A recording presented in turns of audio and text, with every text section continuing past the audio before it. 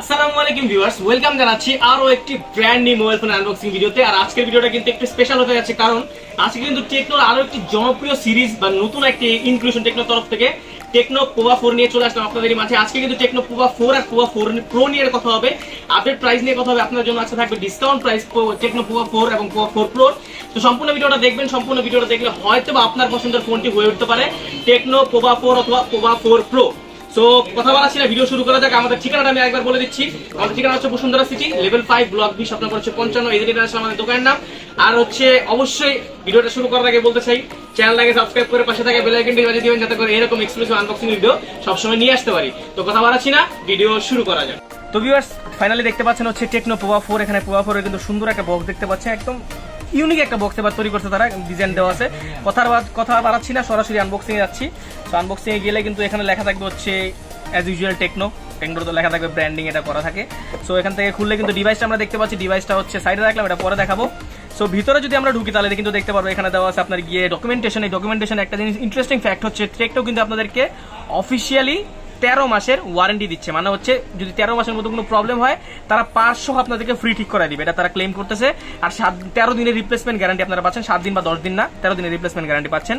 ভিতরে যদি আমরা আসি তাহলে কিন্তু দেখতে পারবো একটি 18 ওয়াটের ফাস্ট চার্জার দেওয়া আছে। আর পোভা 4 প্রো যেটাতে ওটাতে দেওয়া থাকে 45 ওয়াটের ফাস্ট চার্জার। এখানে একটা USB type A to USB type C cable পেয়ে যাচ্ছেন। অবভিয়াসলি ইয়েলো কালার না, সরি অরেঞ্জ কালারের কেবল, যেখানে আপনার অরিজিনাল কেবল। এটাতে আপনার চার্জ করতে সময় লাগবে অলমোস্ট হচ্ছে 2 ঘন্টার মতো। আর এখানে এই যে একটা ইন্টারেস্টিং থিং, এটা হচ্ছে আপনার ইয়ারফোন। এটা কিন্তু অনেক বেশি জরুরি, বিকজ অফ ইয়ারফোনটা কিন্তু অন্যান্য কোনো ব্র্যান্ড আপনাকে এই বাজেট সেগমেন্টে অথবা হচ্ছে আশেপাশে বাজেটও দেয় না। ভিভো কিন্তু দিয়ে থাকে, অপ্পো দিয়ে থাকে বাজেট বাড়ানো, যেগুলো ওগুলো অনেক বেশি বাজেটের যেগুলো দিয়ে থাকে, এখন রিসেন্টলি বন্ধ করে দিয়েছে। তো ইয়ারফোনটা অবভিয়াসলি অনেক কাজের একটা বিষয়। তো মোটামুটি এই ছিল বক্সের মধ্যে আপনার হচ্ছে অ্যাক্সেসরিজ গুলা। এবার আসা যাক হচ্ছে মেইন থিং হচ্ছে এই যে ডিভাইস। সো যথেষ্ট প্রিমিয়াম আর হচ্ছে মানে আমি কি বলবো, আসলে এটা হচ্ছে কাইন্ড অফ স্কাই কালার, আমরা যেটা বলে থাকি অ্যাশ কালার টাইপের আর কি। সো এখানে কিন্তু দেখতে পাচ্ছেন পুরোপুরি আলাদা একটা টেক্সচার। আমি জাস্ট দেখাই দিই আপনাদেরকে, স্পাইডারের মতো, স্পাইডারের ডিজাইনে এখানে একটা দাগ গেছে, এখানে একটা দাগ গেছে। আর একটু কাইন্ড অফ ইউনিক ডিজাইন তারা বানাইছে, যেটা দেখতে অনেক সুন্দর লাগে। একটা থান্ডারের একটা ডিজাইন আছে, ফ্ল্যাশ না, এটা অ্যাকচুয়ালি এটা একটা ডিজাইন। আর এখানে ফ্ল্যাশ লাইট প্লাস হচ্ছে ডুয়াল ক্যাম সেটআপ এখানে পাচ্ছেন। আর ওভারঅল যে স্পেসিফিকেশন সেটা নিয়ে আমরা এখন কথা বলবো। তো কথা বাড়াচ্ছি না, স্পেসিফিকেশন মুভ করা যায়। সো ফাইনালি ভিউয়ার্স, আমাদের হাতে দেখতে পাচ্ছেন পোভা 4। এটার কিন্তু আমরা যদি ইন হ্যান্ড ফিলের কথা বলতে চাই, 6.82 ইঞ্চির বিগ ডিসপ্লে সহ এটার ওয়েট হচ্ছে 201 গ্রাম এবং এটার থিকনেস হচ্ছে 8.7 মিলিমিটার। এটা কিন্তু 201 গ্রাম স্লাইটলি একটু বেশি মনে হইতে পারে, বাট এটাতে কিন্তু 6000 mAh এর ব্যাটারি ব্যবহার করা, যার কারণে কিন্তু ওজনটা স্লাইটলি বেড়ে গেছে। আর এটার যে প্রো ভার্সনটা আছে পোভা 4 প্রো, সেটাতে কিন্তু ব্যবহার করা আছে 6.66 ইঞ্চি। তার মানে হচ্ছে এটা 682, এটা হচ্ছে 66, তার মানে ওটার সাইজটা আরও একটু ছোট হবে। এবং বেসিক কিছু ডিফারেন্স আছে অবশ্যই পোভা 4 আর পোভা 4 প্রোর মধ্যে। সো পিছনে কিন্তু ব্যবহার করা আছে আপনার গিয়ে ফ্রস্টিক একটি প্লাস্টিক ব্যাক প্যানেল, যেখানে আপনার মনে হতে পারে গ্লাস, বাট এটা অ্যাকচুয়ালি গ্লাস না, এটা হচ্ছে প্লাস্টিক ব্যাক প্যানেল। আর আপনার সাইডের যে ফ্রেমগুলো সেটাও প্লাস্টিক, পুরোপুরি কভার করা। এবং সামনে আপনার হচ্ছে স্পেসিফিকভাবে বলা নাই যে কোন গ্লাসের প্রোটেকশন দেওয়া আছে। পোর্টস বাটনের কথা বলতে গেলে সবকিছু আপনারা এখানে অ্যাভেলেবল পাচ্ছেন। লেফট সাইডে পাচ্ছেন স্টোরিও স্পিকার, যেখানে মেইন স্পিকারটা এখানে দেওয়া আছে, এবং মাঝখানে কিন্তু আপনারা পেয়ে যাচ্ছেন ইউএসবি টাইপ সি পোর্ট, এবং রাইট সাইডে কিন্তু পাচ্ছেন নয়েজ ক্যান্সেলেশন মাইক্রোফোন। আর এখানে কিন্তু আপনারা হেডফোন জ্যাকটা অ্যাভেলেবল পাচ্ছেন, যেটা অনেক বেশি important. On the right side যদি আমরা চলে আসি তাহলে কিন্তু এখানে কিন্তু আপনারা অ্যাভেলেবল পেয়ে যাবেন হচ্ছে ভলিউম আপ ডাউন বাটন। আর এখানে কিন্তু ফিঙ্গারপ্রিন্ট স্ক্যানারটা দেখতে পারবেন, যেখানে পাওয়ার বাটনের সাথে অ্যাডজাস্ট করা যায়। একটু হার্ড আমার কাছে মনে হয়েছে নর্মালি যে কোনো ফিঙ্গারপ্রিন্ট থেকে, বাট স্টিল অনেক ফাস্ট কাজ করে থাকে। অন দ্য লেফট সাইড যদি আমরা চলে আসি তাহলে কিন্তু এখানে দেখতে পারবো আপনার হচ্ছে সিম ইজেক্টর ট্রেটা দেওয়া আছে, যেখানে আপনার হচ্ছে 2টা সিম কার্ড প্লাস একটা মেমোরি কার্ড ইউজ করতে পারবেন। Now it's time to talk about the Pova 4 and Pova 4 pro display section.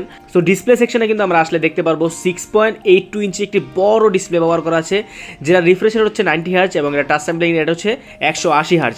আর এখানে কিন্তু একটি এলসিডি প্যানেলের ডিসপ্লে ব্যবহার করা আছে। কম্প্যারিজন টু পোভা 4 প্রোতে কিন্তু ব্যবহার করা আছে আপনার গিয়ে সুপার অ্যামুলেট ডিসপ্লে, যেখানে কিন্তু আপনারা হচ্ছে ইউ নচ পাচ্ছেন, you shape notch.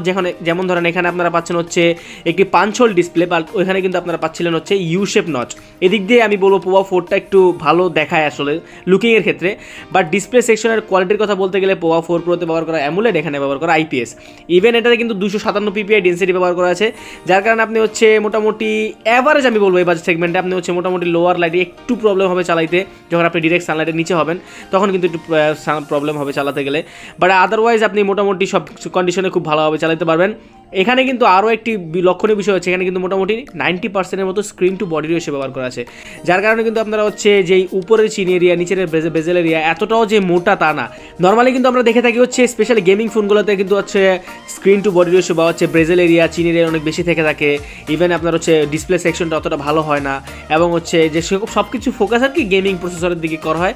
That is Y আমরা হচ্ছে দেখে থাকি একটু ভালো পারফরমেন্স আমরা ওই দিকে পাই। বাট এখানে কিন্তু আপনার হচ্ছে বাজেট অনুযায়ী, অবশ্যই বাজেট অনুযায়ী আপনার হচ্ছে ডিসপ্লে সেকশনটা অনেক ভালো পাচ্ছেন, গেমিং পারফরমেন্সও ভালো পাবেন, 90 হার্টজ দেওয়া আছে, আবার হচ্ছে আপনার হচ্ছে পিপিআই ডেন্সিটি মোটামুটি অ্যাভারেজ আছে। সো সব দিক দিয়ে মিলে বলতে গেলে ডিসপ্লে সেকশন ইজ জাস্ট ভালো আমি বলবো এই বাজেট সেগমেন্টে। আসলে যতই গেমিং ফোন, একটা ফোনের ক্যামেরার কোয়ালিটি কেমন সেটা জানাটা কিন্তু অবশ্যই জরুরি।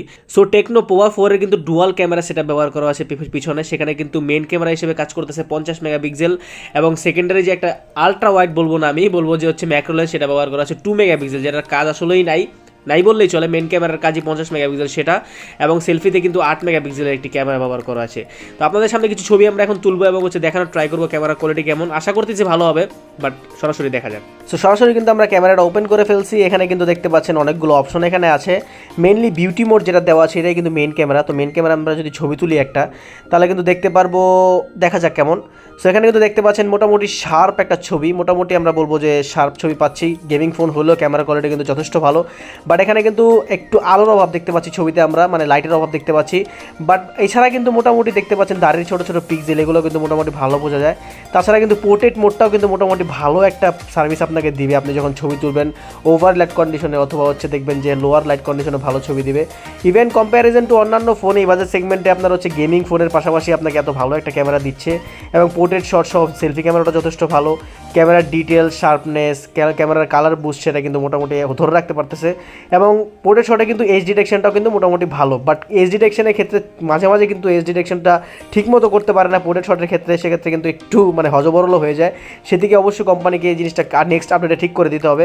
সো তাহলে কিন্তু আরও ভালো পারফরমেন্স পাওয়া যাবে আপনার হচ্ছে ক্যামেরা সেকশনে কিন্তু সুপার নাইট মোডও দেওয়া আছে, এবং ব্লগিং মোড সহ আলাদা আলাদা স্পেশাল কিছু মোড দেওয়া হয়েছে, যেগুলোর ক্ষেত্রে কিন্তু আপনারা হচ্ছে স্পেশালি নিজেদের মতো করে কাস্টমাইজ করে ব্লগিংয়ের ক্ষেত্রে ইউজ করতে পারবেন, গেমিংয়ের ক্ষেত্রে ইউজ করতে পারবেন, বিভিন্নভাবে আপনি ইউজ করতে পারবেন যেটা আপনি চান।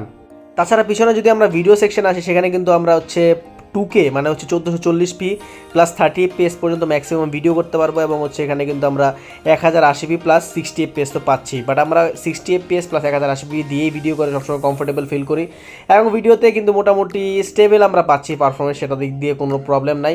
এবং আমরা যদি সেলফি ক্যামেরা আসলে কিন্তু আমরা দেখতে পারবো এখানে কিন্তু ব্যবহার করা আছে আপনার কি 8 মেগাপিক্সেলের একটি সেলফি ক্যামেরা, এবং অনেস্টলি স্পিকিং 8 মেগাপিক্সেলের সেলফি ক্যামেরা ছবির কোয়ালিটি আপনারা দেখতে পাচ্ছেন। 8 মেগাপিক্সেল সেলফি ক্যামেরা তুলনামূলকভাবে অনেক ভালো আসছে, এবং আমি আশা করি না যে আসলে 8 megapixel selfie plus gaming phone সব কিছু মিলে যে এত ভালো ছবি আমরা পাবো।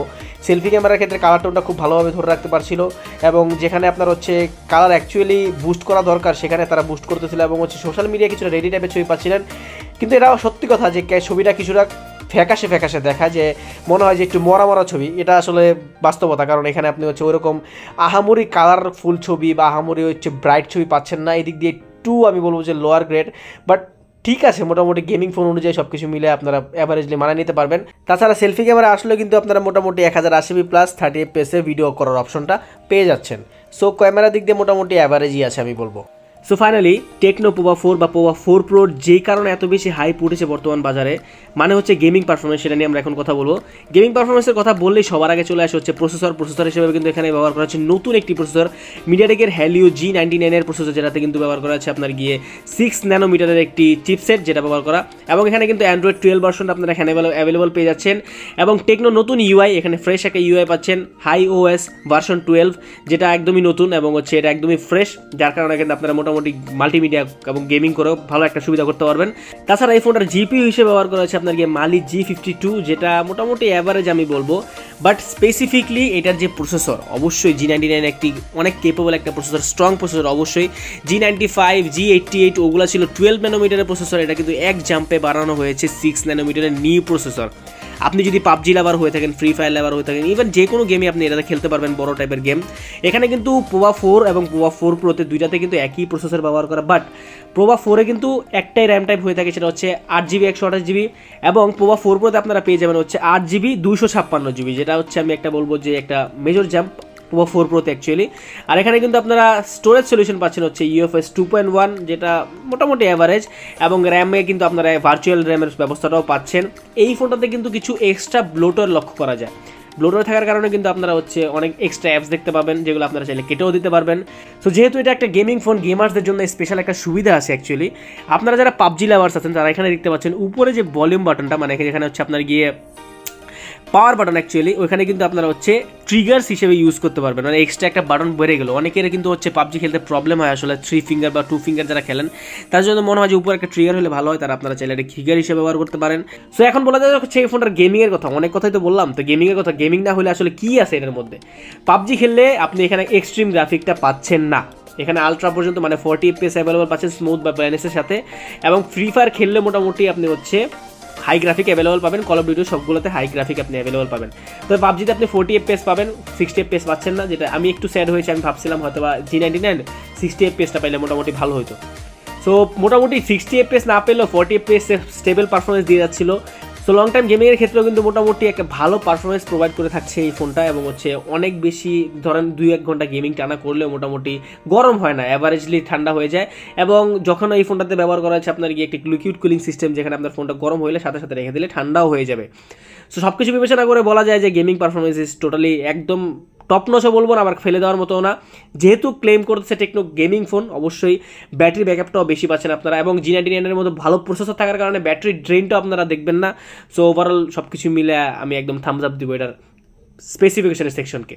ভিউয়ার্স ফাইনালি চলে আসা হচ্ছে আপনার গিয়ে পোকো 4 এর চার্জিং ব্যাকআপ হচ্ছে। চার্জার নিয়ে যদি আমরা কথা বলি, তাহলে কথা বলতে গেলে বলতে হয় যে 18 ওয়াটের একটি ফাস্ট চার্জার ব্যবহার করা আপনার হচ্ছে পোকো 4 এর চার্জিং সেকশনে, আর এখানে ব্যবহার করা 6000 mAh এর একটি বিগ ব্যাটারি। অবভিয়াসলি 6000 এর সাথে 18 ওয়াটটা এখন কোনোভাবে মেনে নেওয়ার মতো না অ্যাকচুয়ালি।